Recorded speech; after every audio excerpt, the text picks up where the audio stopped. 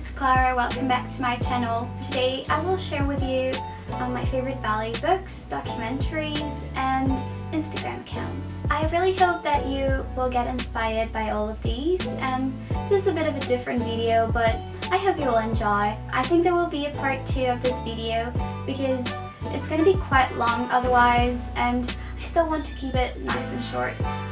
So yeah, let's start! So let's start off with the books. I love reading in general, and I have selected 4 books that literally changed my life. They're all ballet related, of course. The first book I want to talk about is The Ballet Companion by Gaynor Minden. This book covers a wide range of topics such as ballet history, injury prevention and technique tips. That's a great book for everyone, literally anyone who loves ballet, and it is definitely a must-read in your ballet book list. The second book I want to talk about is Taking Flight by Michaela de Prins. Michaela de Prins is a soloist with the Dutch National Ballet Company, and she is literally amazing. She is one of my favorite ballet dancers. I don't want to spoil anything, but everything in her story is amazing and so unique. Similarly, you can read Life in Motion, which is Misty Copeland's biography. In her book, she talks about her life, of course, but she also talks about the difficulties of becoming a dancer when you're black, which is really interesting and I think necessary in this world. And finally, the last book I want to present is a manga. It is called Grand Scene, and the author is QV. I'm not sure if I'm pronouncing that right. This manga is about Kanade. Kanade is a young ballet dancer, and she goes to the YAGB, and it's all about like her training journey. She's trying to become a student in like a major school in Europe, so that's very interesting, and also that is really realistic because I don't usually read mangas. It's not something I do, but this book really got me because it's so detailed, it's so right, it's so accurate, and I don't know, I could really see myself in Kanade, so I highly recommend that book.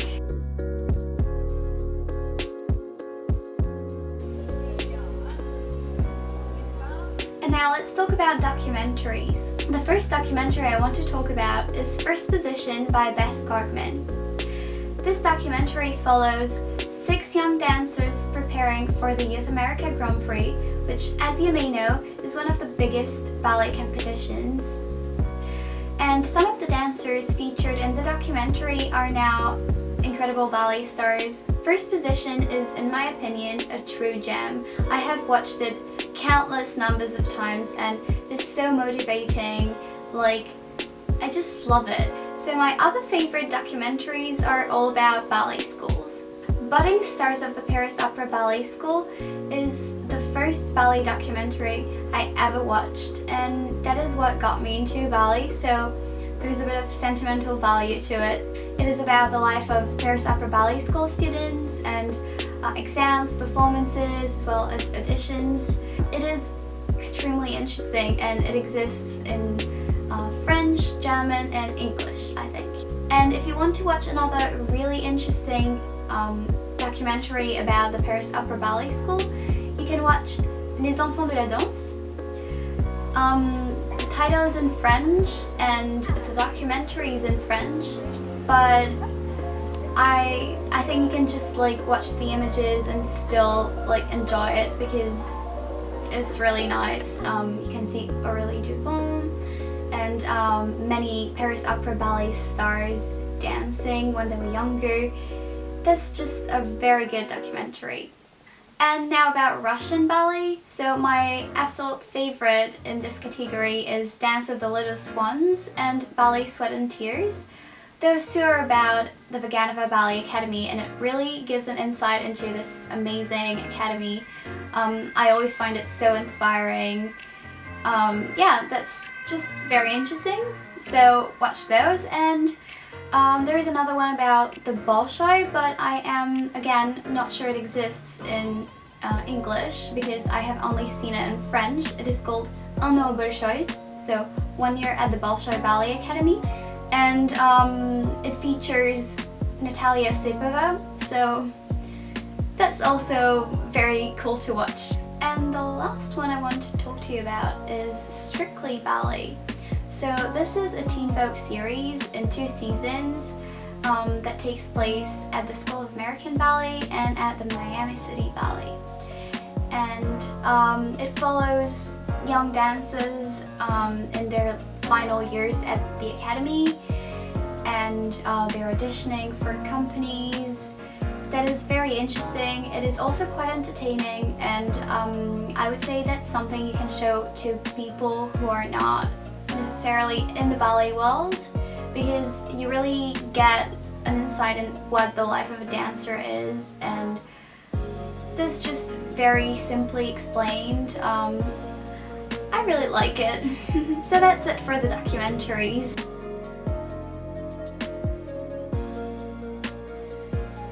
And lastly, my favorite Instagram accounts. So for this part, I will need my little notebook because I do not remember all the names, I'm sorry. So, let's go!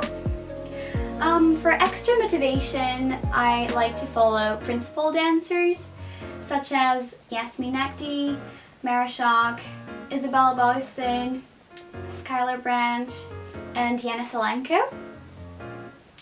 Then I follow a few schools, like Panda Ballet School, or Clara Stelly. She's the director of the Marlupi Dance Academy. You might know it because that's where Rebecca Alexandria comes from. Yeah, she won YGP not last year, but the year before. Maybe also last year? I don't know. I don't know, but they're really good there.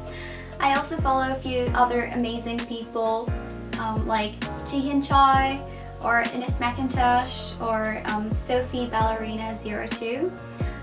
Sophie is at the Dutch National Ballet Academy, and if she sees this video, well, Sophie, your Instagram account is amazing. To find inspiration for my pictures, I also follow really aesthetic accounts, like my friend Sarah's account, Sarah Trinder, Ashley Liu's account, MS Ballerina, it's Luca the Dancer, and my friend Grégoire's account. And finally, if you want some more resources, you can always check Oz Dancers Overseas. It is designed for Australian dancers who are studying abroad.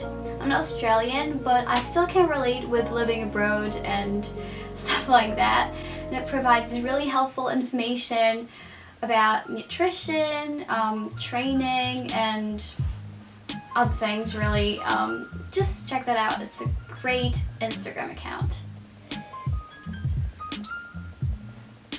And that's it with the video. I hope that you enjoyed.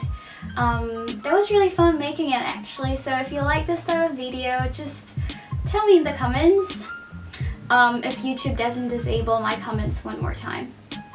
But anyhow, like, subscribe, and see you on the next video. Bye!